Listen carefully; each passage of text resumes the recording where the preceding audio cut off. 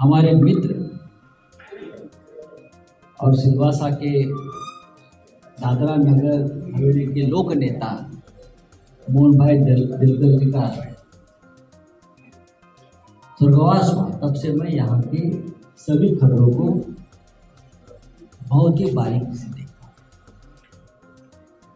और खास करके जब उपचुनाव अब आया है और पूरा दिलकर परिवार शिवसेना के साथ जुड़ा है, तब से मैं चाहे सोशल मीडिया हो, चाहे यहाँ के अखबार हो, चाहे यहाँ की डिजिटल न्यूज़ हो, मैं देखता हूँ।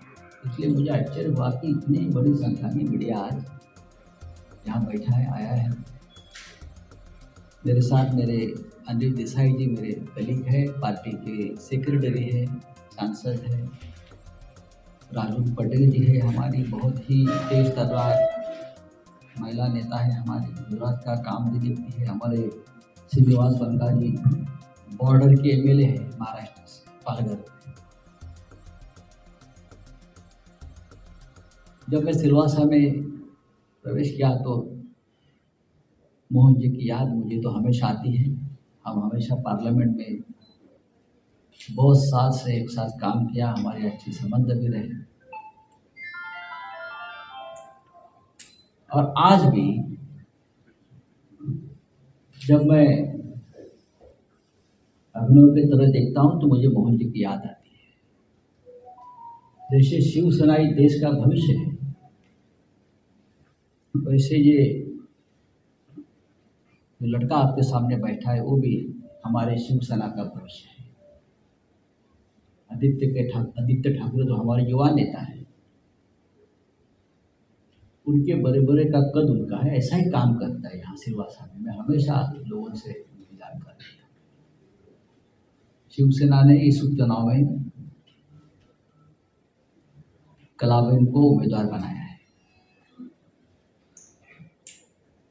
और हम सब लोग या इसलिए आकर बैठे हैं कि अगर मोहन जी को सच्ची श्रद्धांजलि हमें देना है, जो बलिदान मोहन जी ने यहाँ के लोगों के लिए दिया है,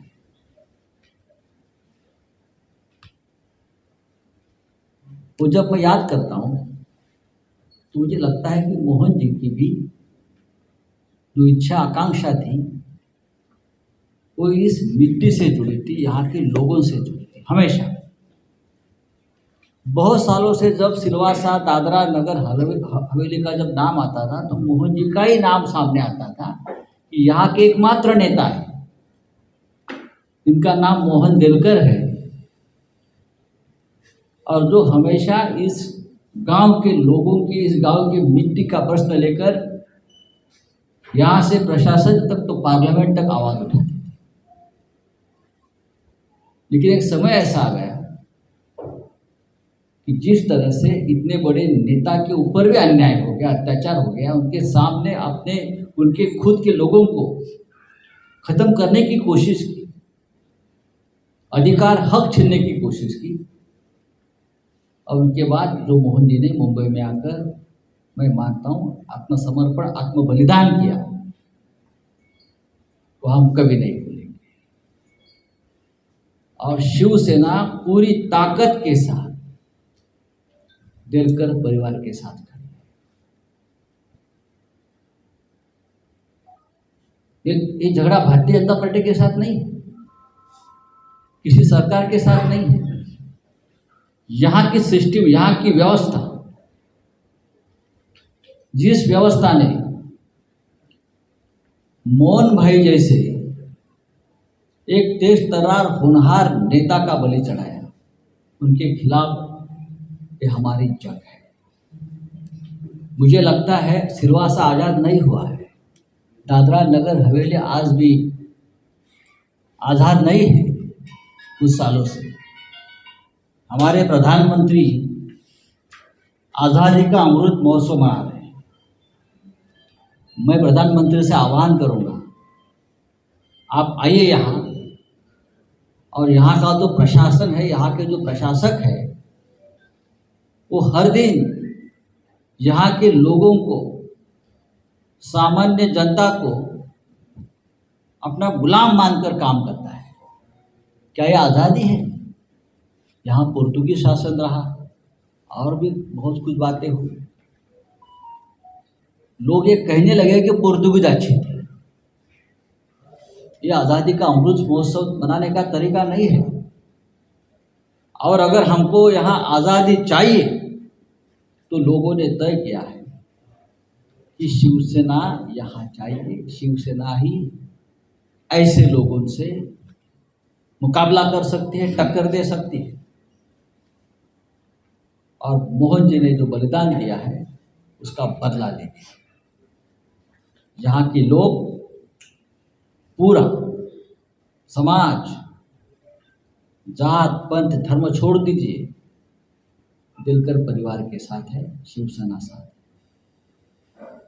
और आपको मालूम है शिवसेना का चरित्र और स्वभाव क्या है। किसी का हाथ पकड़ लिया है न्याय के लिए, लड़ने के लिए, तो हम छोड़ेंगे, आखिरी दम तक लड़ते रहे। अब हम सिलवासा में आए हैं, दादरा नगर हवेली में आए हैं। हम ये आतंक को मिटाकर जाएंगे। ये जो आतंक यहाँ चल रहा है, यह आतंक हम खत्म करके यहाँ से हम निकलेंगे। और पूरा जिम्मा, देश में कुछ काम बचा नहीं, देश में कुछ काम बचा ही नहीं है, तो पूरी मंत्रियों की फौज ये दादरा नगर हवेली में बिठाकर आप उपचुनाव में आप क्या साबित करना चाहते हो? रेलवे मंत्री, मैंने सुना कि रेलवे मंत्री 5 दिन से यहाँ डेरा लगाकर बैठे हैं, जैसे पूरा रेलवे को बेच दिया, जैसे एयर इंडिया बेच दिया, और कुछ काम नहीं है रेलवे मंत्रालय को। और भी मंत्री आएंगे, हाँ, राज्यों के मुख्यमंत्री बैठेंगे, उनका तो आदत है। पश्चिम बंगाल में भी गए थे, पश्चिम बंगाल में तो पूरा केंद्रीय मंत्रिमंडल, पूरा देश गया था, लेकिन ममता के सामने उनका कुछ नहीं चला। वैसे हमारे कलाबेन के सामने एक ताकत है, पावर है, सत्य की जीत सत्य की होगी। तो आप लाइए ना, किसको लाना है लाइए, जो बाइडेन को लेके आइए, किसको लाना है आप लाइए। विकास के नाम पर यहाँ कहाँ है विकास? बुनियादी सुविधाएं, यहाँ पे ज्वलंत समस्याएं नगण्य हो चुकी है, उसका नाम जिक्र नहीं है। तो लोगों को गुमराह होने से बचाने के लिए भारतीय जनता पार्टी की ये हमेशा की राजनीति रही है कि विकास का मुद्दा छोड़कर और बातों पर आप गुमराह करें। ये हमेशा है, मैंने हमेशा देखा है 15-20 साल से मोहन भाई हमेशा यहाँ के प्रश्न उठाते थे सर, यहाँ संघर्ष भी करते थे। मैं जब वहाँ की न्यूज़ देखता था, लेकिन अब सब कुछ बंद है। प्रशासक के हाथ में जिस तरह से तानाशाही के तरीके से पूरी पावर आप दे देते हो, तो चुनाव का कोई मतलब ही नहीं है। यहाँ जिला पंचायत है, यहाँ सांसद है, लेकिन उसका आवाज़ आप अगर दबा देते हो तो कौन से आज़ादी का आप अमृत महोत्सव मना रहे हो भाई? तो सर एक तो ये यूनियन टेरिटरी, एक केंद्र शासित प्रदेश है, यहाँ के जो प्रशासन ने भी लोक प्रतिनिधि से मिलजुल कर काम करना चाहिए, उनकी बात सुननी चाहिए। एसआईटी काम आपको पता चलेगा एसआईटी क्या कर रही है, और जो गुनहगार है यहाँ बैठे हैं जिसकी वजह से हुआ है, उनको भी पता चल रहा है कि एसआईटी किस दिशा में जा रही है। सर सिंपैथी वक्त तो ठीक है, लेकिन उसके साथ विकास का भी तो मामला बनता है, तो क्या मुद्दे लेके आप पब्लिक के बीच में जा रहे हैं?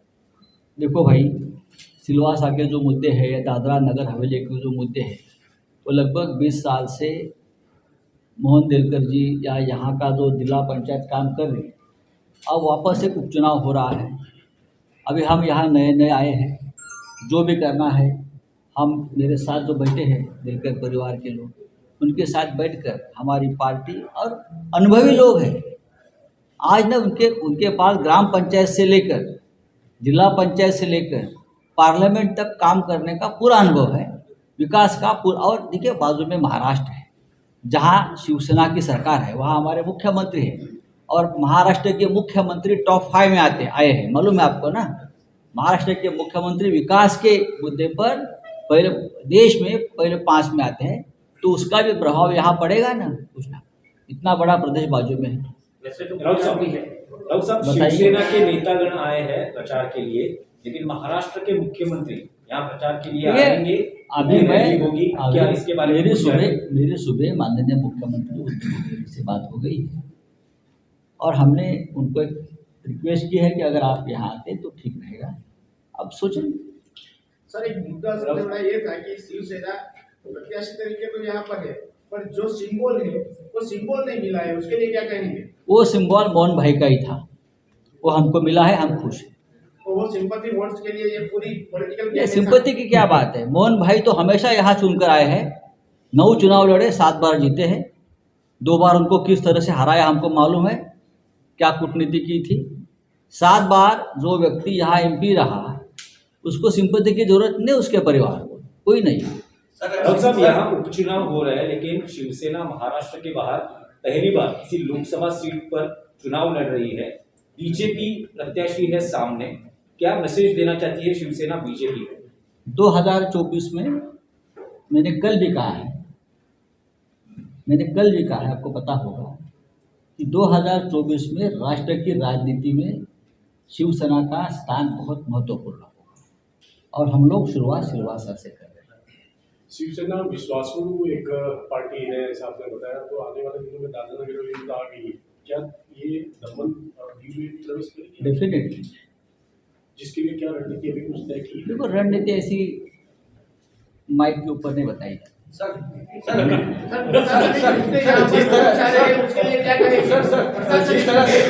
जिस तरह से मोहन भाई यहाँ के प्रशासन से लाचार हुए थे, तो क्या कलाबेन की परिस्थिति ऐसी नहीं है कि नहीं, अभी शिवसेना उनके साथ है। शिवसेना, आपको मालूम है ना, शिवसेना दूसरों को लाचार बनाती है।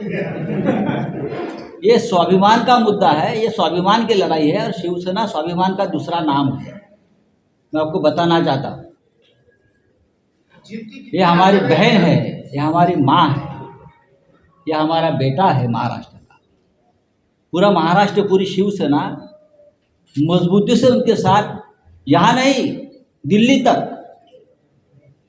तक। और हम आश्वासन नहीं देते, हमारा वचन होता है, हम वचन की बात करते, प्राण जाए पर वचन न जाए। तो क्या सब कितने वोटों की उम्मीद रखते हैं, कितनी भारी मात्रा में विजय होगा ऐसे आपको लगता है? सिलवासा की इतिहास में सबसे बड़ा विजय होगा, सबसे बड़ा विजय होगा। आने वाले दिनों में लोकसभा और राज्यसभा गूंजेगी डेफिनेटली। अब शिवसेना की आवाज़ जब गूंजती है तो उसे गर्जना कहते हैं कि लोगों की मांग है, उसके लिए हम वचनबद्ध हैं, वो लेकर हम जिसके दरवाजे पे जाना है, खटखटाना है, वो खटखटाएंगे। उससे भी छोटे प्रदेश को असेंबली मिली है, आपको बताना चाहता है, दादरा नगर, हाँ, वहाँ तो 20 विधानसभा की असेंबली है, पौंडीचेरी 20। क्योंकि यहाँ के प्रशासन के सामने यही सही रहेगा कि भाई अगर मिनी असेंबली मिलेंगे तो इनको इंडिविजुअली पावर। अगर हमको आज़ादी की उम्मीद हम रखते हैं तो आज़ादी असेंबली से ही जाएगी। प्रशासक जो यहाँ बैठा है, एडमिनिस्ट्रेटर, जो एक विक्षिप्त आदमी है, जो यहाँ के लोगों को अपना गुलाम मानता है, यहाँ के सरकारी कर्मचारी हो, यहाँ के टीचर्स हो, यहाँ के शिक्षक हो, यहाँ की महिलाएं हो, आप जाकर एक बार उनका सर्वे कर लीजिए, लोग क्या बोलते हैं आपके बारे में। लोग उनकी वजह से मोदी जी को गाली देने लगे। यहाँ मैं मोदी जी को बताने वाला हूँ, जाकर मोदी जी की छवि बहुत यहाँ खराब हो रही है। भारतीय जनता पार्टी के लोग परेशान हैं, कौन? पूरा प्रदेश परेशान है। रामायण महाभारत में कुछ राक्षस इस प्रकार के काम करते थे, ये तो उनके ऊपर चला गया। यहाँ एक सांसद को आत्महत्या करने पड़े उनके वजह से, जो यहाँ का सबसे बड़ा लोक नेता था, उनको अपनी जान गंवानी पड़ी और फिर भी वो व्यक्ति उस कुर्सी पर बैठा है। कितनी अमानुषता है, खत्म करेंगे हमें अमानुषता। काम तो हमें ही करना है, चाहे पंचायत हो, चाहे जिला पंचायत हो, चाहे सांसद, और प्रशासन के साथ मिलकर काम करना पड़ेगा। अब तक थोड़ा ब्रेक लगा है, लेकिन ये उपचुनाव हम जीतने के बाद जरूर यहाँ वापस एक बार काम को गति मिलेगी। पंचायतों में सरपंचों के पास कोई पावर नहीं है, आप जो बात कर रहे हैं लोकसभा और विधानसभा की, तो मैंने बोला पंचायत की बात मैं कर रहा हूँ। सरपंचों को पावर थी पहले, क्या नहीं दिया है, अभी पावर मिला। दिलाने के लिए आपकी सरकार, आपकी से पार्टी क्या मेहनत करेगी, किस रूप में करेगी? सरपंचों के पास कोई पावर नहीं है। हमारी पार्टी मेहनत नहीं करती, काम करके लिखी। शिवसेना है भाई, आप देखते रहे। संजय जी, आने वाले 2.5 साल ही आपके पास है, उसके बाद की क्या आगे की रणनीति 24 में क्या रहेगी? क्या आप साथ साथ ही रहेंगे या फिर बाद में? अब ये एक पारिवारिक रिश्ता जुड़ गया है, ये कोई राजनीतिक रिश्ता नहीं है। एक परिवार, शिवसेना भी एक परिवार है, और अगर हमारे परिवार में कोई आता है तो हमेशा हमारे साथ है। तो ये कोई सिर्फ चुनाव आज का या कल का चुनाव की बात नहीं कर रही।